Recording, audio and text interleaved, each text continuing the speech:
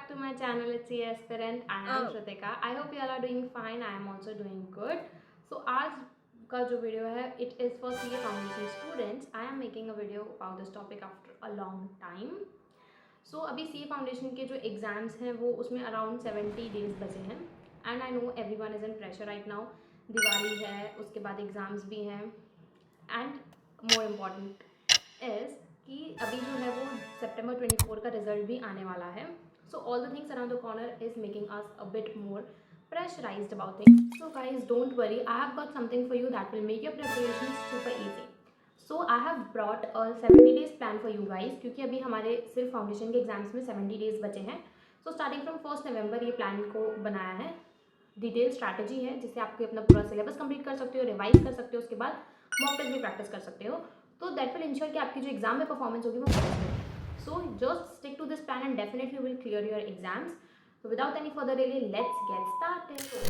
First things first, this plan is divided into 3 parts. First is from day 1 to 40 will be your syllabus completion phase. Then from day 41 to 60 will be your first revision phase, and from day 61 to 70 will be your second revision phase with mock test. और हर एक subject को जो भी time needed है वो दिया जाएगा. And I will also tell you how to manage your theory subjects with the practical ones. So let's break it down first. First 1 to 40 days you need to focus on the syllabus. तो आपको इस phase में सिर्फ अपना syllabus complete करना है, जितना हो सके आपको वो सिलेबस कंप्लीट करना है. ओके और इसमें आपको सारे कंसेप्चुअल अंडरस्टैंडिंग होनी चाहिए, टॉपिक्स पूरे समझ में आने चाहिए. Don't rush through the topics, अच्छे से समझो, प्रैक्टिस करो क्वेश्चंस की, कंसेप्ट्स को देखो, नोट्स बनाओ. आपको जो भी समरी नोट्स या नोट्स क्विक नोट्स बनाने हैं आप वो सारे नोट्स भी बनाओ.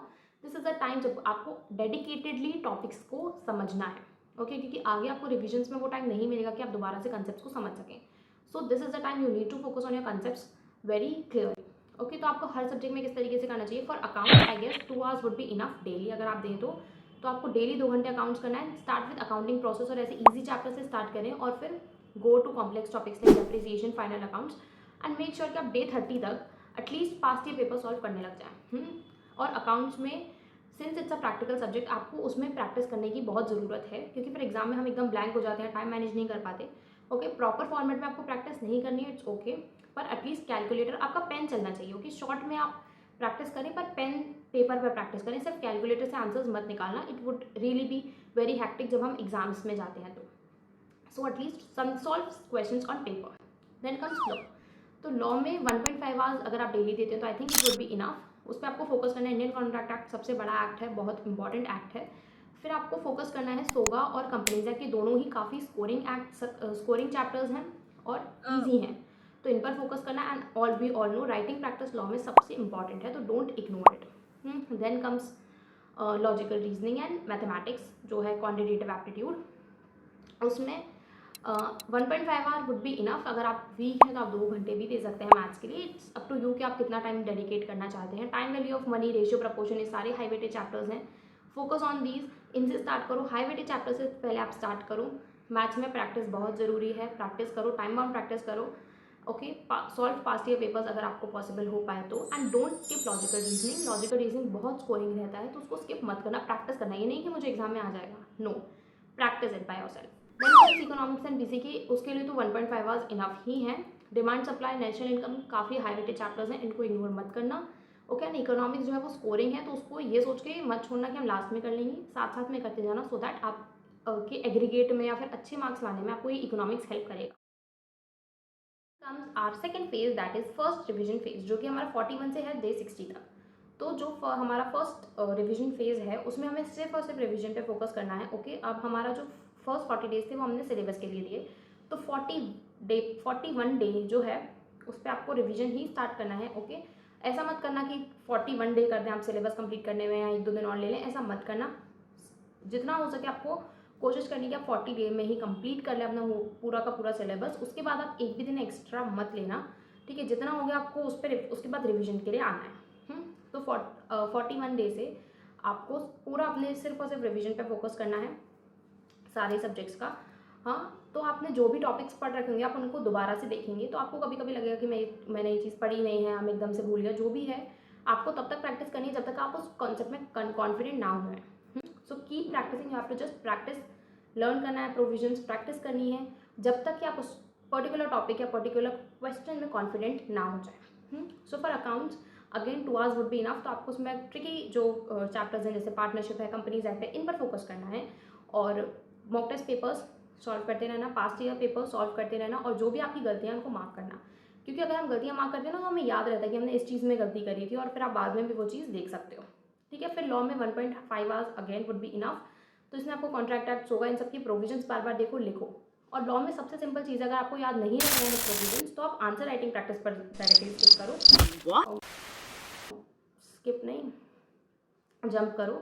तो आप अगर आंसर राइटिंग प्रैक्टिस करते हैं डायरेक्टली तो क्या है कि प्रोविजन जब वो बार बार आप लिखते हैं ना तो आपको अपने आप याद हो जाते हैं, समझ में आ जाती है कि कहाँ पे कैसे प्रोविजंस लगने हैं।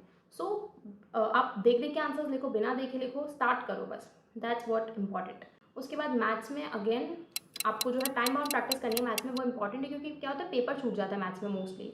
तो टाइम बाउंड प्रैक्टिस करो, MCQs मॉक टेस्ट पेपर्स लगाओ और पास्ट ईयर पेपर्स देखो, वो आराम से सॉल्व करो। आप मैथ्स में जितना हो सके उतना प्रैक्टिस करो, लॉजिकल रीजनिंग को स्किप मत करना। Then for economics again 1.5 hours would be enough. उसमें भी आपको जो हाई वेटेज चैप्टर्स हैं जैसे कि नेशनल इनकम है, मार्केट्स है, डिमांड सप्लाई, इन सब पे प्रैक्टिस करो और जितना हो सके आप उसके MCQs प्रैक्टिस करो because it's a subject objective paper. Okay, then comes our phase 3 that is from day 61 to 70। तो ये हमारा सेकेंड रिविजन फेज है and we could see the final phase. तो इसमें हमारा जो गोल होगा वो होगा क्विक रिविजन और फुल जो है मॉक टेस्ट देना। तो ये टाइम बाउंड मॉक टेस्ट देंगे हम इस टाइम पर क्योंकि एग्जाम्स अब काफ़ी करीब होंगे। This is a time when you will be very serious for your exams. तो आप जो स्टडी एनवायरनमेंट, जो एग्जाम एनवायरनमेंट है उस हिसाब से आप 3 घंटे का टाइमर लगा के प्रॉपर ICAI गाइडलाइंस के हिसाब से आप एग्जाम्स देंगे, सॉरी मॉक टेस्ट देंगे। Okay, so for accounts again आप लोगों को जो है वो इंपॉर्टेंट जो भी टॉपिक्स हैं, जो भी आपने गलतियाँ देखी थी या शॉर्ट नोट्स बनाए थे, उनको आपको रिवाइज करना है, क्विक रिविजन, और उसके बाद आपको टाइम बाउंड मॉक टेस्ट देने हैं। ओके, ये जो टाइम है इसमें आपको सीखना है कि आपको टाइम के अंदर कैसे कंप्लीट करना है विद एक्यूरेसी।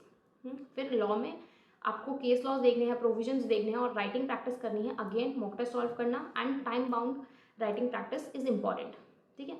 फिर फॉर मैथमेटिक्स आप जो ऑलरेडी मॉक टेस्ट सॉल्व कर रहे थे फॉर फर्स्ट रिविजन, तो आपको इस बार टाइम के हिसाब से करना है। आपको सीखना है कि टाइम के अंदर आप एक्यूरेटली कैसे क्वेश्चंस को सॉल्व करना है।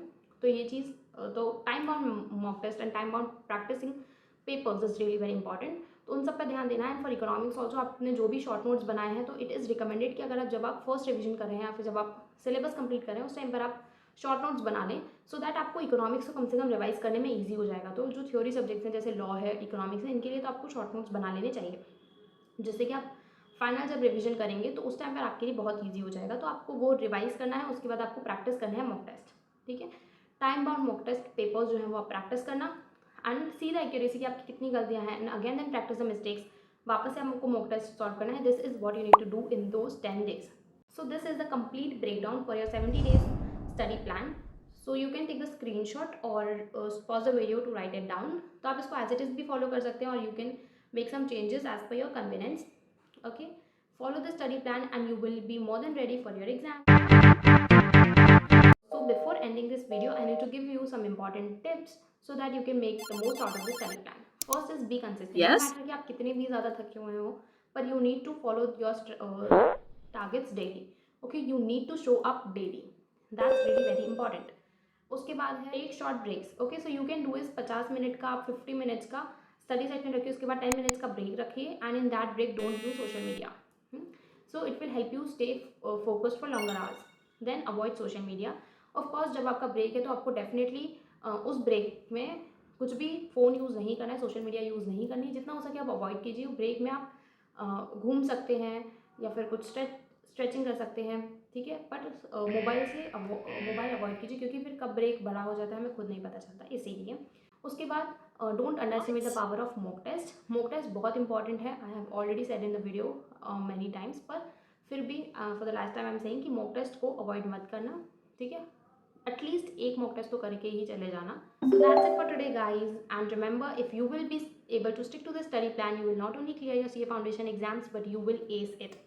Okay, and I hope you like the video, and if you do, don't forget to give it a thumbs up and share it with your friends, and also subscribe to my channel to find such helpful videos, and also to comment your suggestions below. Trailer of sailoring.